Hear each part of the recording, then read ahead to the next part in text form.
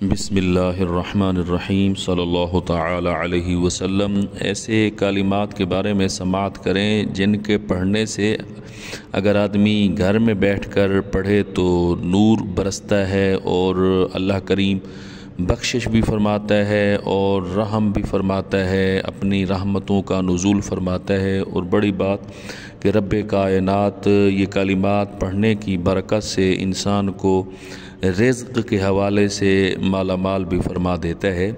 ایک صحابی اعرابی تھے، دیہاتی، وہ آئے نبی پاک علیہ الصلوۃ والسلام کے دربار گوہر بار میں حاضر ہوئے تو آقا کریم علیہ الصلوۃ والسلام نے ان کو فرمایا کہ تو نے یہ کلمات پڑھنے ہیں، اللہ کریم برکتوں سے تجھے مالا مال فرما دے گا، اپنی رحمتیں عطا فرمائے گا اور رزق کی فراوانی عطا فرمائے گا۔ تو نے پڑھنا ہے سبحان اللہ، الحمدللہ، لا الہ الا اللہ اور اللہ اکبر۔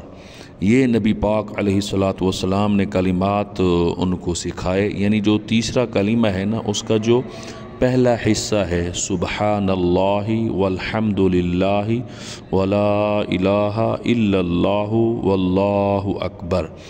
تو جب نبی پاک علیہ الصلوۃ والسلام نے ان کو بتایا تو وہ سوچنے لگے، آگے چلے تھوڑی دیر، پھر واپس آئے تو انہوں نے عرض کیا، یا رسول اللہ صلی اللہ علیہ وسلم، یہ تو سارا اللہ کے لیے ہے، یہ تسبیحات، یہ ذکر تو اللہ کے لیے ہے، فما لی، میرے لیے کیا ہے؟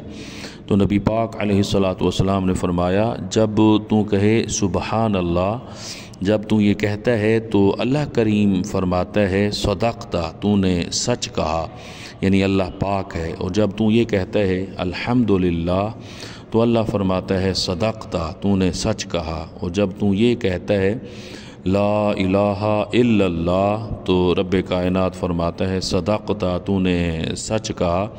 اور جب تو یہ کہے اللہ اکبر تو اللہ کریم فرماتا ہے صدقتا، تو نے سچ کہا۔ یعنی کتنی بڑی شان ہے، ایک انسان اللہ کا ذکر کر رہا ہے اور رب کائنات خود فرما رہا ہے کہ تو نے سچ کہا، یعنی تیرا یہ ذکر کرنا ایک اچھی بات ہے اور یہ قبول ہے۔ اور اس کے بعد نبی پاک علیہ الصلوۃ والسلام نے فرمایا تو یہ پڑھ اللہم اغفر لی، کہ اے اللہ تو میری بخشش فرما دے۔